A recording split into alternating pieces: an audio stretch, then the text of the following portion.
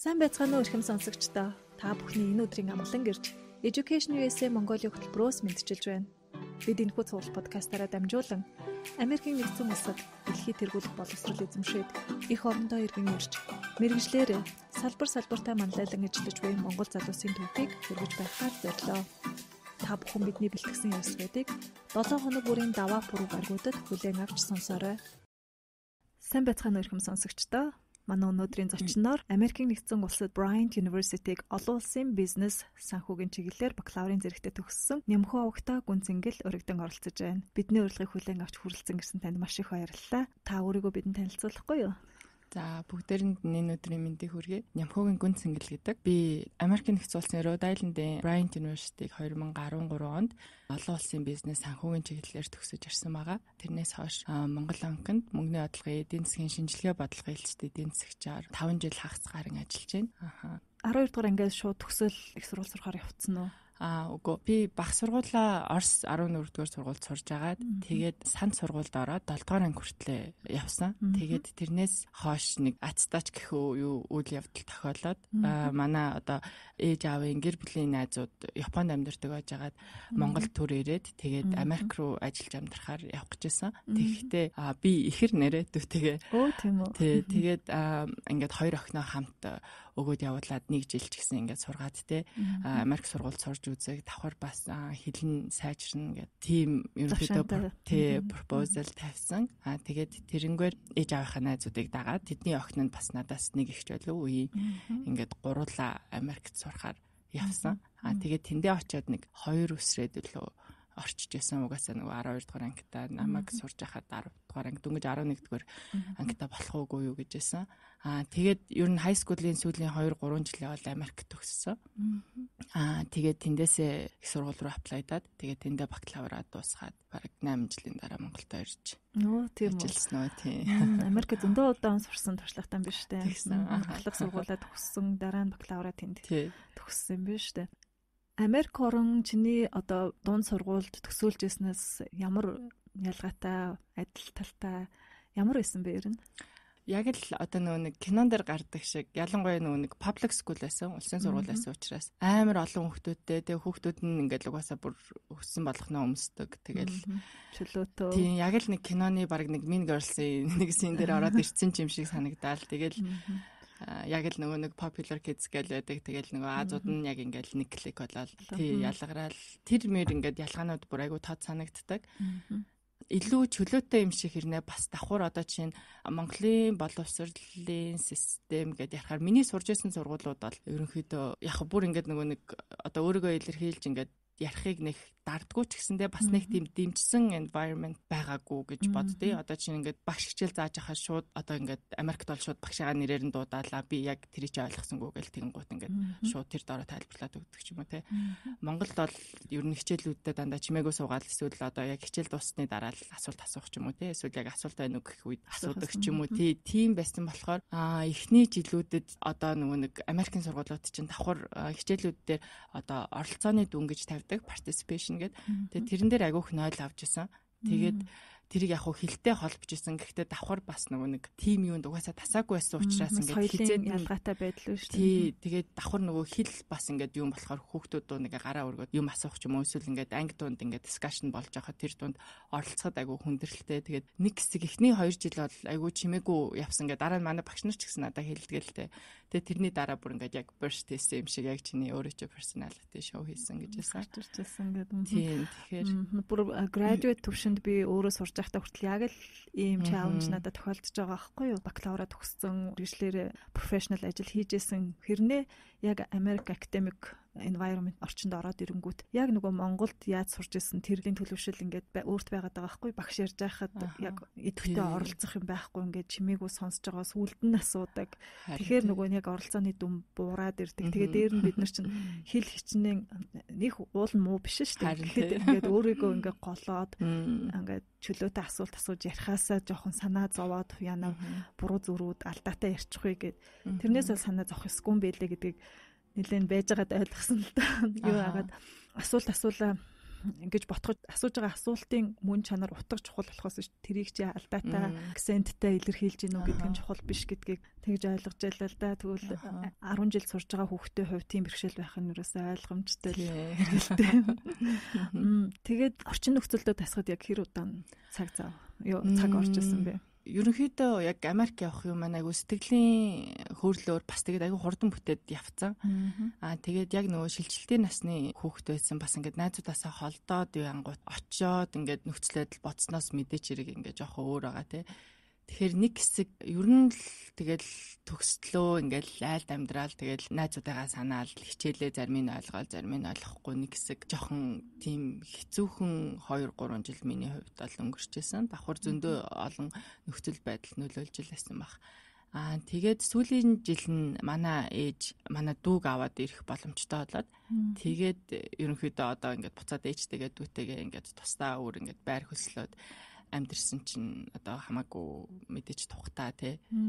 Тэгэхээр жоохон өөрчлөгдсөн. Гэхдээ одоо ингээд айгүй олон жил Америкт амьдэрсэн юм шиг хэрнээ тэр одоо эхний 2-3 жил ч гэх юм уу тэр бол ингээд яг одоо орчин нөхцөлдөө дасан зохицох одоо сургуулийнхаа тэгээ бас одоо нэг Америк улсын офер хийж байгаа болгоныг ингээд ерөнхийдөө ашиглах ч юм уу ойлгох ингээд болцоогоо жоохон хаацсан ч юм шиг ингээд нэг хэсэг жоохон яг тэгж байж исэн. Тэгээд төгсөх анги болоод тэгээд их сургуульд орж ирснээр бүр ингээд шал өөр баг анх удаа Америкт ирсэн ч юм шиг ингээд зөндөө олон хүүхдүүдтэй өөр орон орны хүүхдүүдтэй харилцаж үзээд тэгээд илүү ингээд чөлөөтэй өөрийгөө илэрхийлэх боломжтой гэдгээ ерөнхийдөө нэг ойлгоод тэгээд айгүй comfortable бас давхар бас нэг ихэр гэд хэлжсэн шүү дээ. Тэгэхээр нөгөө багаас бас нэг тийм нэг комплекстэй байсан хүн болгоо ингээд харьцуулах ч юм уу те.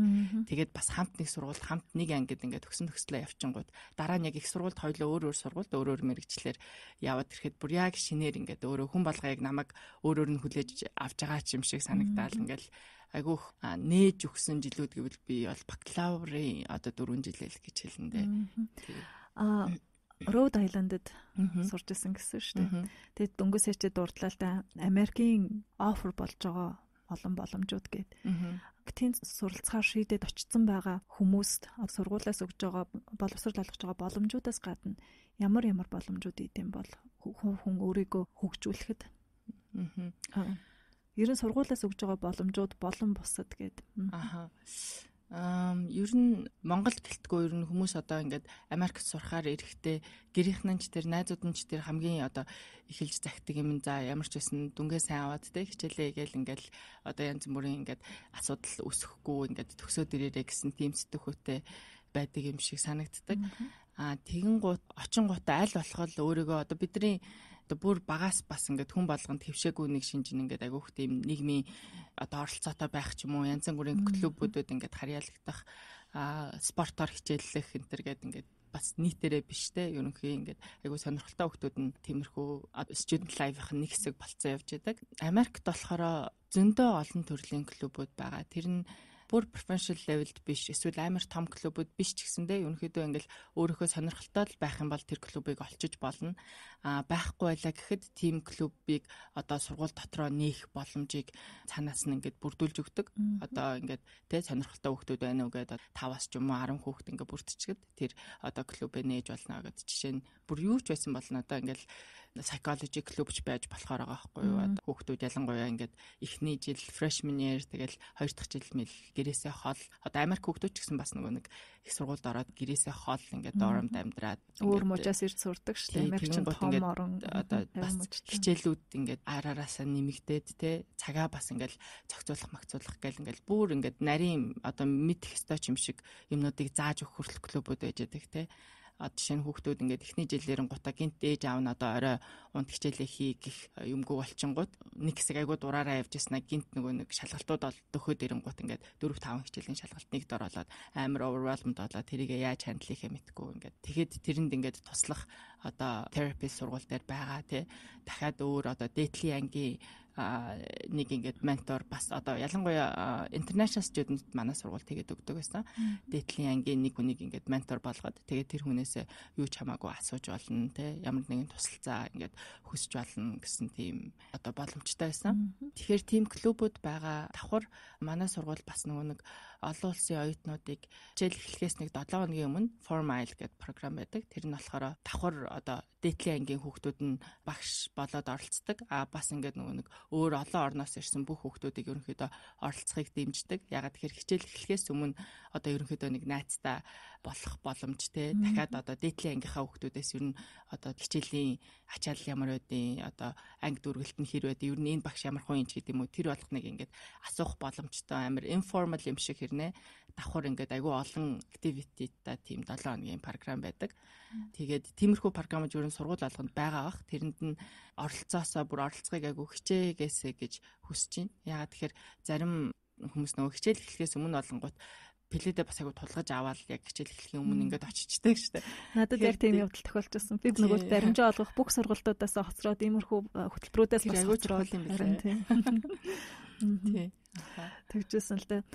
Rhode Island ч Америкийн нэгдсэн улсын хамгийн жижиг мужи гэж боддог тий. 100 эргийн мужи шүү дээ тий. Маш үзэсгэлэнтэй сайхан байгальтай газар. Өөр мужуудаар аялах боломж гарч ив үү? Тийм. Одоо буцаад Америкт байсан жилүүдэд атгаар бас нэг харамсаж байгаа юу гэвэл илүү аялсан бол өөр одоо ингээд би жишээ нь ингээд бүр Southern мужуудыг ерөөсөө очиж үзээгүй шээ тийм үү те. Аялах боломжууд гарч исэн. Одоо нөгөө нэг Thanksgiving break гээл тэгэхэд чинь бас нэг 7 хоногийн амралт байгаа. Spring break гээд бас дундаа хаврын амралт гээд бас нэг 7 хоног байгаа. Тэгээд яг өвлийн нөгөө нэг амралтаараа ихэнхдээ гэртээ харчдаг те. Тэгээд би бол эхний 2 жил бас ер нь аялаагүй боломжл гаруул ингээл гэрлүүгээ харчаад ч юм уу. Ягаад тэгэхээр угаасаа нөгөө 1 сарын тэр хугацаанд чинь доором чинь бас угаасаа үнэтэй болчихно. Үлтгэр бол тэгвэл баг пледээ аваад ингээд яваад ирсэн нь тий арай баг хямдхан санагдчихсан. Тэгээд төгсгийнхоо өмнөх одоо 3 4 дугаар курстэй бүр заавалчгүй одоо ингээд аялахыг хичээе гэж агаад нэг удаад нь Thanksgiving-аар ингээд Нью-Йорк амар ойрхон ирнэ би бас очиж үзээгүй л байгаадсан. Тэгээд Нью-Йорк явж исэн найзуудтайгаа дараачийн Spring Break-ээр нь болохоор LA-д манай найз амьдардаг байсан. Тэгээд LA явж исэн би бар үерг ерөөсөө үзээгүйгээд тэгээд тэгж чадсанараа одоо явж амжсан. Түүнээс биш яг төгсөх жилийн тэр Spring Break-нд амар завгүй л гэдэг юм лээ. Хүмүүс ингээд internship мэп хаагаал тэгээд илүү ажил яах вүлээ те төгсөөд яах вүлээ гэдэг ингээд айгу олон юм давхцдаг учраас ер нь 2 3 дугаар курсынхаа тэр ингээд богино хугацааны амралтуудыг ч гэсэндээ айгу ашиглаж юм үзүүл гоё юм байлээ. Тэгээд нөө ихэр гэжсэн те манай дүү Бостонд сурдаг байсан. Тэгэхээр би яг нэг 3-7 хоногтой нэг ч юм уу эсвэл бүр ойрхон гэвэл 2-7 хоногтой нэг Бостон бол айгу ойрхон ордог байсан. Би Бостон сурсаг төгссөн л дээ. Бостон ч бол маш үзэсгэлэнтэй сайхан газар. Rhode Island, Massachusetts хоёр ч ойрхон шүү дээ. Хоёр жижиг мужи. Шууд трен аваад явчихдаг. Rhode Island-ийн хүмүүс одоо яг тэр мужийн онцлог гэсэн юм байна уу? Яг хүмүүсийн нэг соёлын хувьд одоо ялгаатай ч байдаг юм уу? Бусад газрынхнаас ер нь юун чамд одоо сэтгэлд чинь амар хоногшиж үлдсэн байна. Тэр амьдарч байсан газар орны тэр хүмүүсийн соёл зан заншил. Яг Rhode Island гэхээр нэг сайн мэдгүй маа. Ерөнхийдөө нөгөө New England area гэдэг тэр хавийн хүмүүсийн одоо нэгдсэн чанар ингээд акцент нь мэдгүй одоо чинь coffee ч гэж хэлдэг юм уу те. Нэг тийм жоохон жижиг сажиг тиймэрхүү юмнууд бол ажиглагдчихсан. Тэгээд нөгөө Бостонд бас байжсэн болонгууд Rhode Island тэгтлээ одоо тэр ёс заншил ч юм уу тэрнгээрээ нэг өөр санагдаагүй. Зүгээр манай сургууль одоо айгу гоё санагдчихсэн л да. Одоо Providence-аас нэг 20 минутын зайтай ингээд кампуста бүх юм бэлэн ингээд байж идэг. Давхар ингээд нөгөө нэг public сургууль биш ингээд private жижигхэн гэхдээ айгу сайн тийм бизнесийн сургуулиудын тоондоо ордог. Тэгээд нөгөө олон улсын бизнесийн програмаараа илүү алдартай. Ягаад тэгэхээр 4 жил яг тэр IB програмаараа явж агаад тэгээд 3 дугаар курстэй намрын юм уу хаврынхаа семестрийг аль нэг улсад ингээд хийж болдог. Тэр нь болохоор одоо үзэж байгаа заавал одоо second language үзэх хэрэгтэй. Яг нь би олонгууд нөгөө хятад хэлгээ сонгож байсан. Гэхдээ би сонгохгүй ч байж болохоор одоо монгол хэлтэй гэдэг тэгэнгүүт мейжрээ одоо psychology ч юм уу marketing ч юм уу арай өөр байдлаар авах боломжтой байсан. Гэхдээ би хятад хэлийг сонгоод нэрээ програмынхаа нэг давуу тал нь би Шанхайд нэг 2 сар хагас 3 сар гарan тэнд хичээл авч угаасаа нөгөө international credit авах хэрэгтэй гэд. Тэгээд бас нэг ингээд өөр газар Азад амьдарч үзчихсэн. Манай ангийн хүүхдүүдээс нэлээ олдон Итали, Испани, өөр нэг нь бүр Бразил явж исэн. Португиз хэл сурмаар байна гэд. Тэгэхээр Rhode Island-ийн нэг ёс заншил юуг нь бол би нэг сайн анзаараагүй надад нэг тэгж өөр санагдаагүй. Ялгаад хэрцүүлээд байх юм. Тийм манай сургуулийн хувьд л их сургууль гэхэд их тийм одоо жижигвтэрдүү учраас айгу cozy ингээд дотн багш нартайгаа шууд ингээд харилцах боломжтой. Анги дүүргэлт нь бас 30-аас хитэрдэггүй. Usually нэг 23-аас нэг 27 хавцаа ч юм уу те. Тэгээд яг ингээд нэг гэр бүл шиг ерөнхийдөө яг on campus амьдрангууд 2 жилийн дараа ингээд дээдлийн доотлын ингээд ангуудаа бүгдийг мэддэг тийм. Айгу дотн боцсноос амар өөр undergraduate experience байсан. Ягаад тэгэхээр би дүүгийнхтайгаа харьцуулахад манай дүү UMass Boston айгу том сургууль юу хаана байгаа мэддэхгүй бүгд амар spread out амьдардаг те. Тэрнтэй харьцуулахад бол миний experience бол яг миний одоо хүсэжсэн ч гэх юм уу preferred юу байсан мэлээ. Чиний minor чинь юу байсан бэ? Chinese.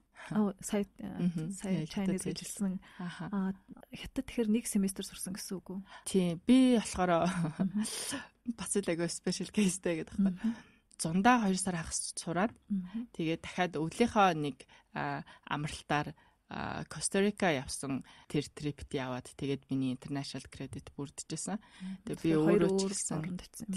өөрөө ч гэсэн бас тэг сонирхолтой байсан учраас ерөнхийдөө нөгөө нэг санхүүгийн яг миний одоо мэрэгжлийнхаа хүрээнд авах одоо агсан төвшний ангууд нь яг одоо тэр spring semester байж таарад байсан. Үгүй бол бүр дараачийн spring semester-т ингээд fall нь offer хийхдэггүй. Тэгэн гут би тэр ангуудаа авахын тулд ялтчгүй яг бүр семестрээр нь ингээд гадагшаа өөр орнд сурах боломжгүй. Яг on campus сурчаад тэгээд зундаа тэгээд өглөөхөө тэр ангаар ингээд өөр улсаар яваад тэр кредитээ аваад давхар бас шинэ газар үзээд тэгээд өөр оронд сурах зардал чинь бүгдээрээ сургалтын төлбөрт багтсан байна гэсэн үг юм байна тий. Хятадын академик орчин Америкийнхаас ямар ялгаатай байсан бэ? Бид нарыг очиход бид нартай хамт давхар нөгөө нэг зөндөө олон бас Америк оюутнууд байсан. Тэнд ингээд бас study abroad experience гэдэг. Хятадын багш нар нь яг хичээл нь англи хэл дээр орж илсэн л да. Эхний юу нь ингээд бас жоохон айгу хүнд акценттай бол бас сайн сонсохгүй бол ингээд ерөнхийдөө ойлгоход тийм. Тэгээд харагдчихл байгаа юм да. Хятад хүүхдүүдтэй хамт ингээд Америкаас ирсэн оюутнууд хамт суугаад сурахад хятадууд нь чив чимээгүй эсвэл багшаасаа юм асуухтаа гараа үргэж асуудаг сте л те. Их сургуульд сурж байгаа хэрнээ бид нар бол одоо Америк хүүхдүүд бол бүр хитрхи чөлөөтэй одоо шууд байж байгаараа гэл одоо би яг тэр чинь ингээд ойлгоогүй тэр чинь өгсөөгөө эсвэл тэрийгээ давтаад хэлчихтэй энэ гэдэг ингээд шууд асуучж байсан. Тэгэхэд хятад хүүхдүүд яг л одоо бидний Монголд багтаа яаж сурч исэн эсвэл одоо тиймэрхүү болов гэсэн яг л бас тэр дүр зурагт нийцчил байсан л та. Монголд оюутан байсан л да би бакалавртаа. Тэгэл намайг сурж байхад ч тийм байсан. Одоо ингээл бас сурж байгаа хүүхдүүдийг хараад хатал тийм ер нь даалгавар малгуураад тулахчаал яг нэг final exam төгөхөд гин тухайн ороод өстой бүх би даалгавар нэг гэдэг штэ бүх юмаа хийгээл явдаг. Чамайг Америк сурж байхад Америк хүүхдүүдэд тийм юм анзаарэгдэжсэн үү?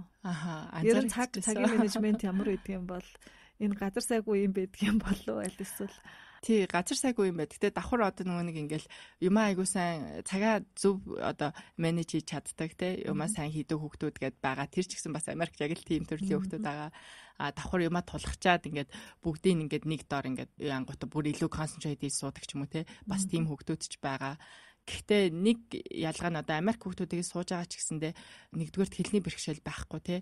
Тэгээд одоо ангиудтаа сайн суугаад багштайгаа ингээд одоо сайн харилцаж исэн бол ерөнхийдөө ингээд нөгөө нэг бүтэн семестрийн контент энтер нь одоо яг бид нар шиг бас ойлгосон байна. Эсвэл бүр илүү ингээд хангалттай ойлгоцсон тэрийгээ ингээд илэрхийлэх чадвар нь хэр байна те. Одоо high school-аас л ингээд нөгөө нэг шууд тестэн дээр ингээд эссе айгу урт уртаар бичээ сурцсан байгаа бол бид нар одоо тэдрийг дагаж ингээд одоо болох юм шиг бас ингээд яг сүүлийн минутанд тулгаж агаад хичээлээ хийлээ гэхэд ингээд үр дүн нь бас харилцаа адилгүй тий. Тий. Тэгэхээр тэрийг яг анзаарах хэрэгтэй юм байна. Тэр хүүхдүүд чинь бүр ингээд 6 настай нөгөө pre kindergarten-аас ингээд тэр чадрууд нь хөгжсөн байгаа байхгүй юу? Харин тэгэлгүй. Сургалтын төлбөрөө яаж санхүүжүүлж ирсэн бэ? Би болохоор нөгөө сургуультай ганцхан монгол оюутнаас гадна баг хамгийн анхны одоо enroll хийсэн монгол оюутан байсан юм байлээ. Тэгээд сургуулаасаа би ерөнхийдөө бага хэмжээний scholarship авсан. Тэгээд үлдснээ эндээс ээж аваасаа тэгээд давхар ингээл бага зэргийн зээл энтер гээд тэгээд санхүүжүүлж ирсэн. 100% биш ч гэсэн ерөнхийдөө нэг бас нэлээд helpful amount яг сургуулаас юу яажсэн болохоор. Тэгээд давхар бас нөгөө юу байсан? On campus ажиллаж болно. Одоо нөгөө international student-ууд. Гэхдээ одоо жижигхэн тиймэрхүү сургуулиудад явхад тэр боломж нь бас харьцангуй бага гэх юм уу? Одоо нөгөө нэг Америк хүүхдүүд чинь бас давхар улсаасаа авж байгаа зээлийн дэмжлэгийнх нь нэг нөхцөл нь нөгөө нэг work study байгаа тий. Ажил хийнгээ тэрийгэ төлнө гэдэг. Тэгэхээр би болохоор нөгөө нэг олон улсын international center-тэй 7 хоногт нэг 2 3 удаа ч гэх юм уу ажиллаж байсан. Угаасаа их ажлыг гэхээр өөр бас ингээд ажиллах сонирхолтой зөндөө хүмүүс байсан. Дээр нь 7 хоногт 20 хүртэл цаг л ажиллах боломжтой шүү дээ. Дээр нь хичээлтэй юм чинь угаасаа бас харин тий яг тийм бидний бодсон шиг ингээд очиад өдөр шингөө ажиллаад шууд мөнгө олонгуудаа дахиад ингээд хичээлээ гэл. Тэгээд бас тэгэх гэж бүр амар их хичээх хэрэгтэй болов гэд бас бодмоор л юм байлээ. Яг тэр үеэ ингээд бас enjoy хийгээд одоо жишээ нь давхар одоо олон янзын клубүүдүүд хамрагдах ч юм уу ингээд өөрийгөө хөгжүүлэх цаг чинь бас л нөгөө нэг тэр цагаас л ингээд гарах хэрэгтэй болоод байгаа байхгүй тий. Америк нэгдсэн улсад зэрэг хамгаалаад бакалавр төгсөөд, магистр төгсөөд, доктор төгсөөд төгснөхийн дараа 1 жилээс 3 жил хүртэлх хугацаанд ямар чиглэлээр төгснөөс хамаарат дадлагаар ажиллах боломжтой болдог шүү дээ. Тэр боломжийг ашигласан уу? Тэр боломжоо ашиглаагүй. Би яг төгсгий одоо бүр өмнөх семестрээс л манай гэрийнхэн одоо угаасаа ирэх болцсон ирнэ үстэй ингээ тиймэрхүү юунууд нэлээд байсан. Тийм. Тэгээ би бас нөгөө нэг high school-а тэнд ингээд 3 жил нь байгаад үргэлжлээд ингээд одоо бакалавртаа сурцсан болонгууд бас ингээд буцаад гэртээ ирээд ингээд ажиллаж амьдрах сонирхол бас өндөр байсан учраас ингээд гэртээ ирэхэд тэр нь ч бас тийм л байсан л да. Ингээд ажил бас дахиад ингээд нэг culture shock болж байгаа байхгүй. Би яг ингээд нийгэмд орж ажиллаад ингэж байгаагүй те сурж байгаа л ингээд явцсан байсан учраас тэгэхээр гэртээ ирээд ингээд ажиллах бас давхар нөгөө нэг Монголдо ирж ажиллаж үзчихэд би одоо мастера ямар чиглэлээр хиймээр байгаа юм те цаашаа ер нь одоо ямар хуу career path байх юм эсвэл Монголд ажиллаж за одоо өөр гадагшаа сураад тэндээ бас ажиллаж үзэх хэрэгтэй ч юм уу гэсэн тиймэрхүү choice-уудаа би хиймээр байсан учраас ер нь нэрээд бас нэг хэсэг ингээд нэг жоохон бас тайвшраад те тэгэх бодолтой байсан болохоор шууд ирсэн төгсөн гутаа. Цаг алдалгүй Монголдо ирээд. Олон улсын бизнес санхүүгээр сураад яг ирээдүйд юу хийж бүтээе гэж бодож яг энэ мэргэжлийг сонгож орж исэн бэ? Ер нь Монголдо ажиллая гэсэн зорилго байсан уу? Бодож төлөвлөж ирсэндээ хүрч чадчихэв нөө одоо? За анх мэргэжил сонголт дээр болохоор би ерөнхийдөө санхүү тал руу болов гэж бодож байсан. Гэхдээ бас л тэр үед нөгөө нэг ингээл ээж аавын зөвлөгөө энэ төр бас их л нөлөөлсөн л доо. Тэгээд тэр үед бас яг одоо ингээд юу хийх вэ гэхээр бүр нарийн одоо ингээл ганцхан юм амар passionate энэ төр хүүхдүүд байгаа те. Нэг тийм байгаагүй. Гэхдээ санхүү одоо нябо тал руу сонирхолтой байсан.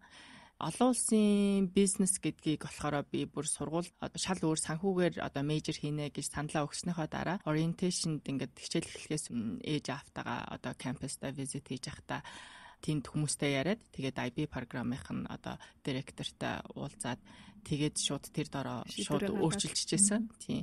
Хятад хэл сурах бол угаасаа мэдээч хэрэг одоо ирээдүйд гэхгүй тэр үед ч одоо бүр хамгийн нэг шаардлагатай зүйлсийн нэг гэл одоо манай гэрийнхэн хэлжсэн. Би өөрөө ч тэгж бодож байсан. Багада нөгөө орос сургууль сурж байсан учраас орсоор ерөнхийдөө жоохон ойлгоно. Гэхдээ ингээд одоо ашиглахгүй саргаад ярьж чадахгүй те. Тэгэхээр ингээд ялцчгүй л ийм хоёр том гүрний дунд оршиж байгаа учраас энэ хоёр хэл бол хизээч ингээд надад хэрэг болохгүй байх гэж байхгүйгээд тэгээ би хятад хэлэнд нэг дуртай байгаагүй. Гэхдээ яг уу ингээд minor байдлаар тэгээд ингээд ийм олон ангиуд аваа дахиад хятадд ингээд сурах боломжтой болоод ирэхээр бас илүү сонирхолтой ч юм уу гэд сонгож байсан.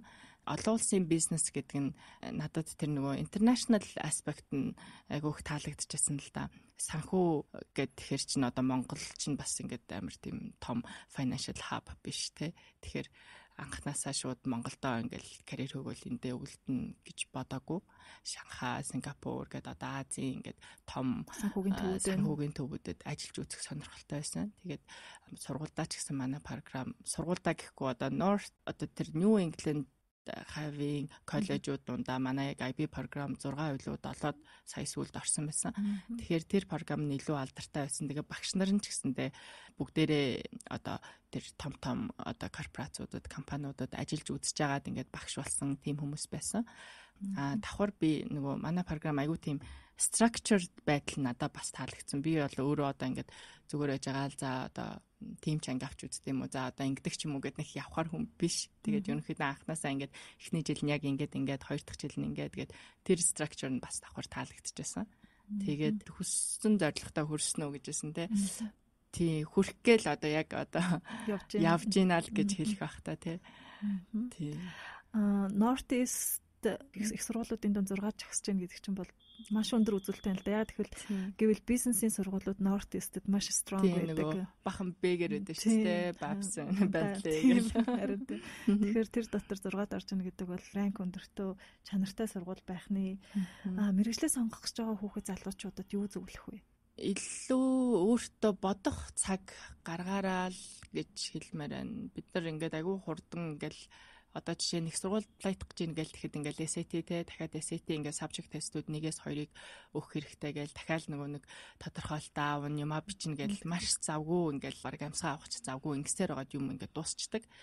Дараа нь дахиад яг мэрэгжил гээд ер нь цаашаа ямар байгаа гэдгээ бүр ингээ бүх юм амар плантцсан байх албагүй ч гэсэндээ тодорхой хэмжээнд ингээд өөртөө цаг гаргаад бодож үзээсэй гэж боддөө. Ягаад тэгэхээр би бас л надад бол одоо ингээ заримдаа хангалтгүй санагдаад байдаг. Жоохон ингээд ийм цаг авсан бол одоо жишээ нь Америкт бас айгүй popular болж байгаа нэг юм high school-ээ төгсөөд тэгээд 1 жилийн gap year аваад тэ ер нь сайн бэлдэж байгаа. Сайн бэлдээд бас давхар юу сумаар байгаа, ямар чиглэлээр тэгээд ямар сургуульд гээд тэгээд тэр болгоноо ингээд бас тодорхойлох нэг юм хугацаа өөртөө өгч байгаа байхгүй юу. За бүр тэгэх нэг шаардлагагүй маа гэхэд одоо монголчин жишээ нь хим юм уу физиктэй сайн бол одоо эмчч гэдэг юм уу ингээд бас ингээд зүгээр сайн байгаа хичээлээрээ ингээд бодцдаг. Тэгэхээр одоо багадаа ч юм уу бага ангидаа ч юм уу жишээ нь ямар хичээл дуртай байсан. Хүүхэд юу н багадаа юунд дуртай нь ерөнхийдөө тэрийг айгуу сайн анзаараад хөгжүүлээ явуул бас яг бидний нэг коллинг ч юм уу те нэг тийм юу байх магадлал өндөртөө байдаг шүү дээ. Тэгэхээр өөртөө тийм цаг гаргаараа давхар тэгээд цаг гаргаж бодож явахдаа